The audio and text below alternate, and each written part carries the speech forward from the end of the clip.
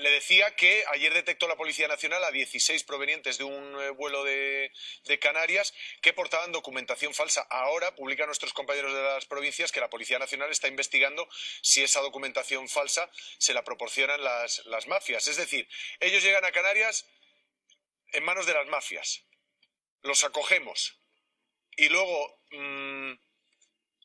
les dejamos, es que sueltos es una palabra que no me gusta, les dejamos a su libre albedrío o desamparados, si me lo permite, para que vuelvan nuevamente a caer en manos de las mafias.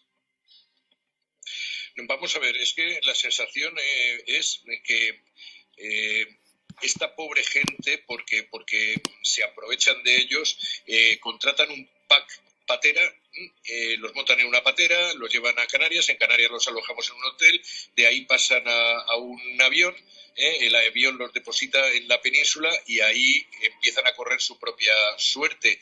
O no lo sabemos, ¿no?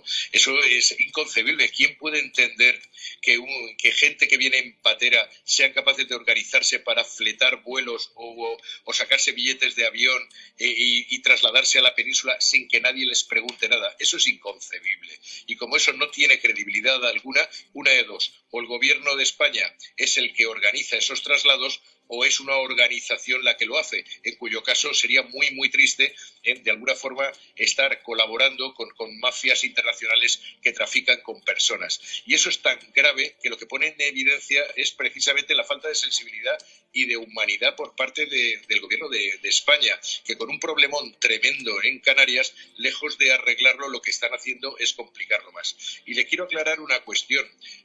Según esta mañana se estaba comentando, esas detenciones de esas 16 personas forma parte, según documentos que se han hecho públicos, de detenciones aleatorias, es decir, pueden entrar 100, de los cuales hay un número X al cual se detiene para verificar, lo cual significa dos cosas.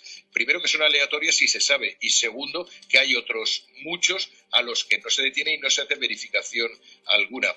Me parece que son hechos gravísimos, porque implican, repito, una falta de sensibilidad y de humanidad ante un drama al que tenemos, para bien o para mal, que hacer frente. En segundo lugar, una falta de lealtad institucional, porque no trasladar absolutamente nada a las autoridades, a las instituciones a donde van a ir a parar.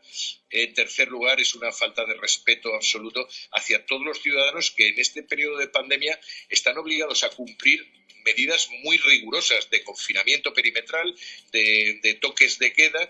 Y parece que bueno, eso, la ley no es exactamente para todos, y el propio gobierno propicia el que eso se salte. Aquí a la Comunidad Valenciana y el sector turístico lo está padeciendo una barbaridad. No se podía venir en avión así porque así. Pues parece ser que sí.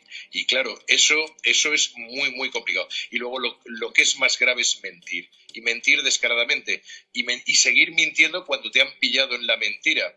Porque las declaraciones de los últimos días, con contradicciones flagrantes, parten desde finales de noviembre con un ministro Marlaska afirmando que era absolutamente ilegal el traslado a la península de aquellos que habían llegado en patera, hasta decir poco menos que bueno, que son personas que vienen como turistas, ¿no? En un vuelo. ¿Pero esto qué es? Ayer es mismo, una falta de respeto hacia todo que es inadmisible. Portavoz, la ministra de Hacienda.